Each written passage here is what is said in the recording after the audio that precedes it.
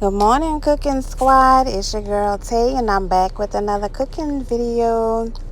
I'm saying good morning because it is 6 a.m. in the morning, and I am up making my marinade for my pork chops. So what you see me doing here is I put 2 tablespoons of apple cider vinegar in there. You can use whatever kind of apple cider vinegar you want. Well, not apple cider vinegar, but you can use regular white vinegar as well. So whatever you have on hand, you can use. And I put 2 tablespoons of water in there in the bowl. That's what I just did right now.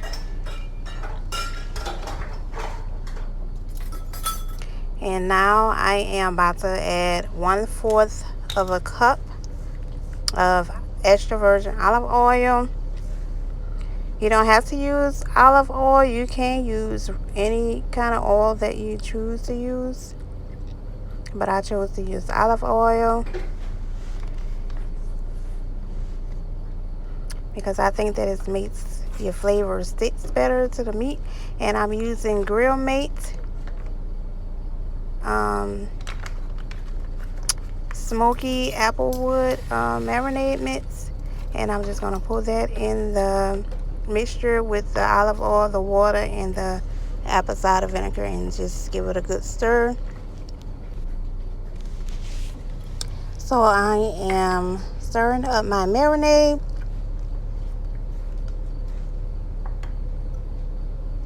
And then I'm going to put 2 tablespoons of my marinade to the side because I'm going to baste that on my pork chops when I put them on the grill. So I'm going to use 2 tablespoons of the marinade. Before I pour it on the meat, I'm going to use 2 tablespoons of that to baste my meat with it as I'm grilling it on the grill. So now I'm just going to pour the marinade in the bag and just mix it up a little bit. And you're probably going to see that I have a little hole in this bag, and I'm going to have to switch the bag out. But that's it. That's all you do for the marinade.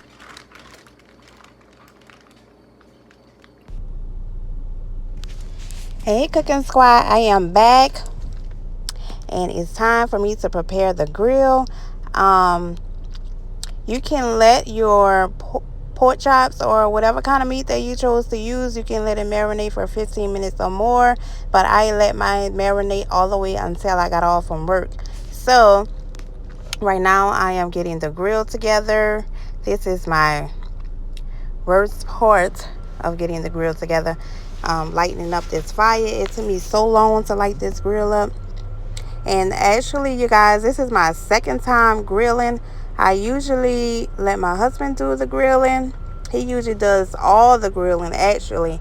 But now he thinks that he don't have to grill anymore since I learned how to grill. Oh no, sir, that is not gonna be happening. Okay, I will not be doing all that grilling, getting my hair all smoked up and sweated out. Okay, so but I will be grilling today. So you guys will be seeing me grill today for the second time. This is actually my second time grilling ever. And so I'm getting the fire hot, as you can see. So now I just close the lid, and I'm going to wait until the grill gets to 350 degrees. And so now, guys, I have made it back inside to start on my sides. I have some steamed broccoli here. And I'm going to show you that I only have like half of the pot filled with water underneath of the steamed broccoli. And then I have the broccoli inside of a straining dish.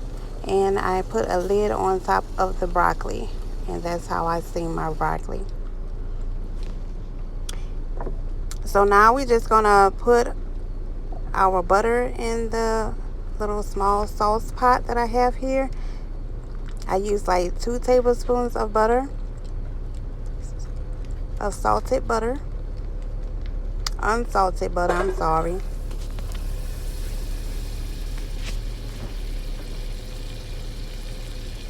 And now I'm just going to stir the butter up till it melts.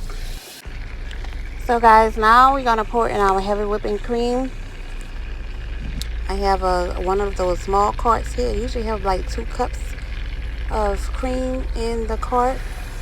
But this cup wasn't all the way full. It was halfway full, and I think it probably only had like 1 cup and 1/4 of a cup in the cart. So now I'm just gonna stir the pot up with the butter and the heavy whipping cream that is in it already. Stir, stir, stir.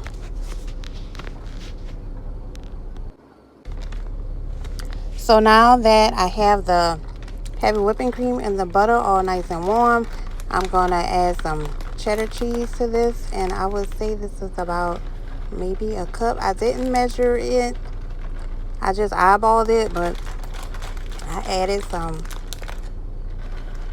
cheddar cheese to it, and I'm just gonna give it a little stir.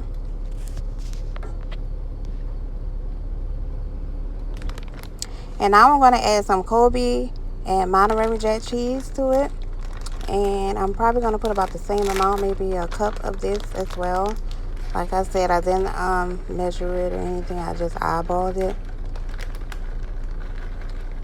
But I mean, you can put as much cheese and as much milk as you desire. You can make it as thick or as loose as you want it. Because like I said, it's going in the oven. So the cheese is still going to cook some more. Okay guys, so I am adding some more cheese. This time it's Italian cheese. And I would say that I put maybe like a 1/2 cup of this cheese in there. I didn't measure that one either. But I put the Italian cheese in there, and I'm just going to stir it up.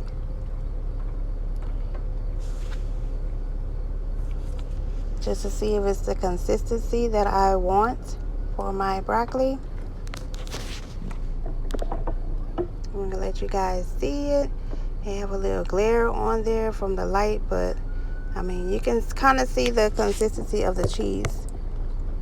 It's not too thick and it's not too loose.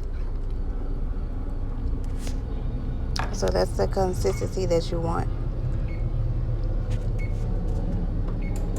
And I'm setting my timer on my stove for 350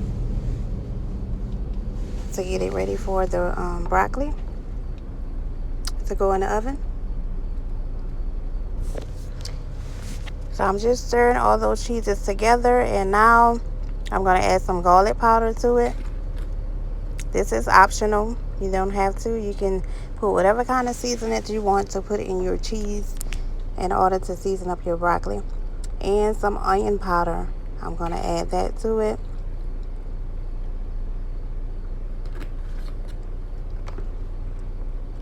And I'm also going to put some of the Slap Your Mama in the cheese as well. And I didn't measure any of this, guys, so feel free to taste test your cheese to make sure you put enough seasoning into it to your liking. And I'm just going to give it a stir. I'm going to stir all that seasoning up in the cheese together. And you can add whatever kind of seasoning that you prefer in your cheese. And now I'm going to melt some butter because I'm going to use some panko breadcrumbs to put in to go on top of the broccoli when I put it in the oven. And that butter is Land O'Lakes butter. It's unsalted butter. And that was about 5 tablespoons that I melted in the microwave and put it in the bowl, as you can see. And now I'm going to add the panko breadcrumbs. It wasn't a whole box of panko breadcrumbs. It was actually 1/2 box of panko breadcrumbs that I'm going to add in there. And I don't think you need 5 tablespoons of butter. I think I used too much butter, but I just used the rest of that stick that I had left because it didn't make any sense for me to leave any left over. So You can add as much breadcrumbs to the butter as needed to soak in all that butter that you have in the bowl. I added some thyme to this as well, some thyme leaves. And I'm also going to add some oregano to the bowl and to the panko crumbs.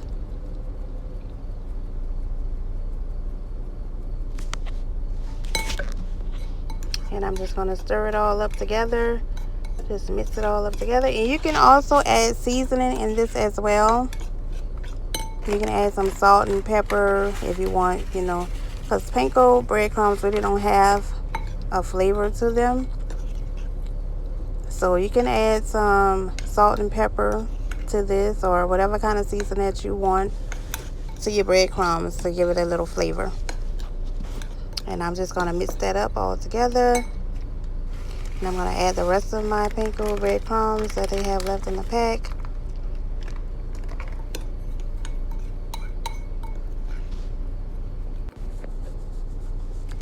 So now guys, I'm going to take my pan and I'm going to spray some Pam on the pan so my broccoli won't stick.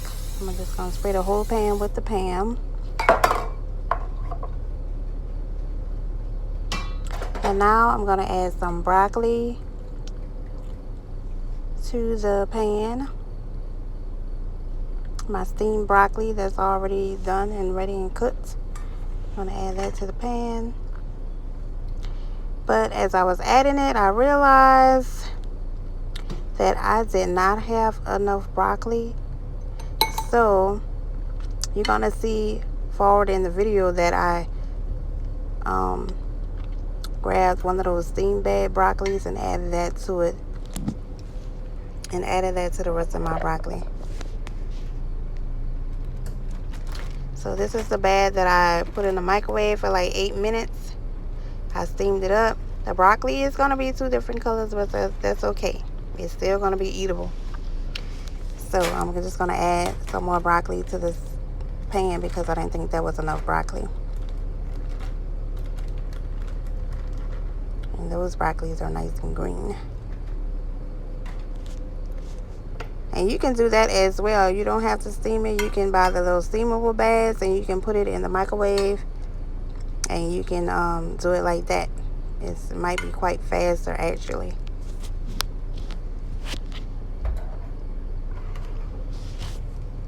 So now I'm going to take my cheese sauce and I'm going to pour it on top of the broccoli.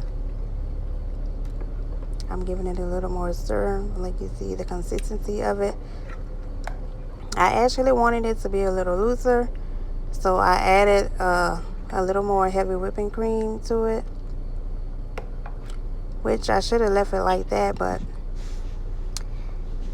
I still went on ahead and added some more heavy whipping cream to it. That's what you're going to see me doing right now.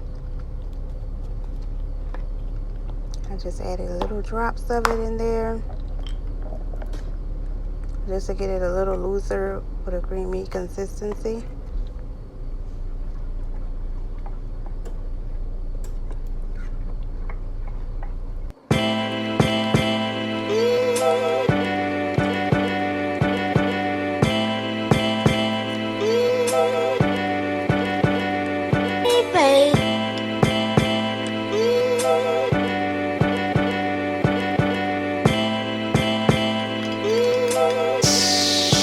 Cooking soul, babe.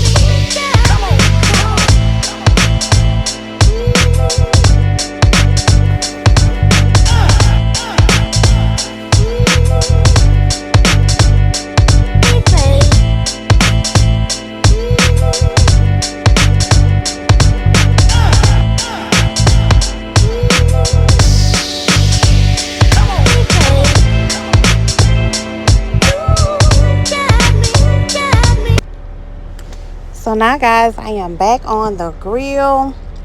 I have my Pam spray here again, and I'm going to spray it on the grill. I finally got the grill to 350 degrees.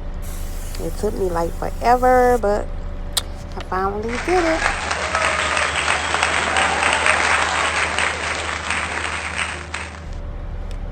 So now I'm going to get my pork chops that are marinated. As you can see, I'm going to take those out the Ziploc bag and I'm going to put them on the grill so we can get them grill marks and that chocolate flavor.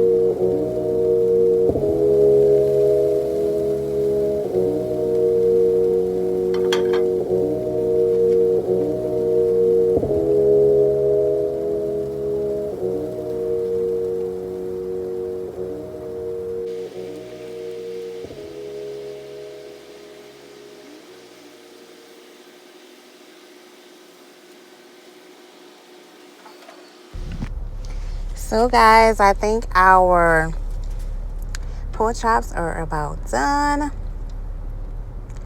Right now I am removing the small pieces that are cooked thoroughly all the way, and I'm going to let the big ones cook a little while longer, and then we're going to take those off, and that's it for the grilling.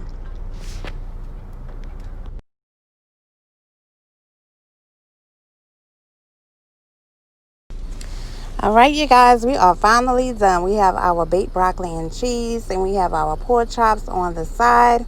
I hope you guys enjoyed this video, and please do not forget to like, share, and subscribe, and make sure you comment down below, especially if you make this dinner. I would love to see pictures of it.